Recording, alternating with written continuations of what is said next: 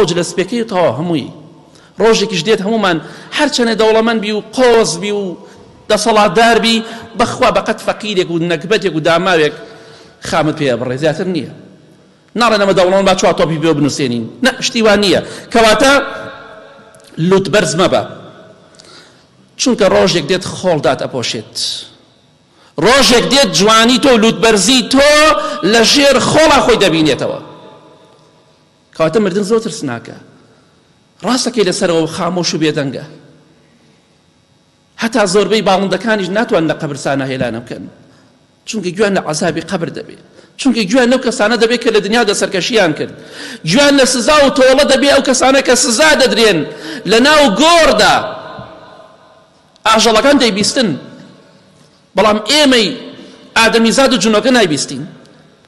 کەواتە مردن لەبیر نەچێت چونکە زۆر ترسناکە. پێغەمبەری خوا فەرمووی صلی الله علیه وسلم لە هەموو شتێ ترسناکترە مردن. قەبر زۆر ترسناکە، بە ئاسانی مەیگرە مەڵێ من بەهەشتیم، مەڵێ من خوا لێم خۆشە بێت، نەخێر وا بڵێ لەوانەیە خوا بتخاتە ناو جەهەنەمەوە. خوا دەزانێت بەدەست تۆ نییە، خۆ تۆ بڕیان لای تۆ نییە من بەهەشتیم یا جەهەنەمی، بڕیان لای تۆ نییە کە من لە پێش فڵان کەس ئەچمە بەهەشتەوە، بڕیان لای خوایە، بەدەست من و تۆ نییە. کەواتە ئاگاداری مردن بە لەبیرت نەچێت.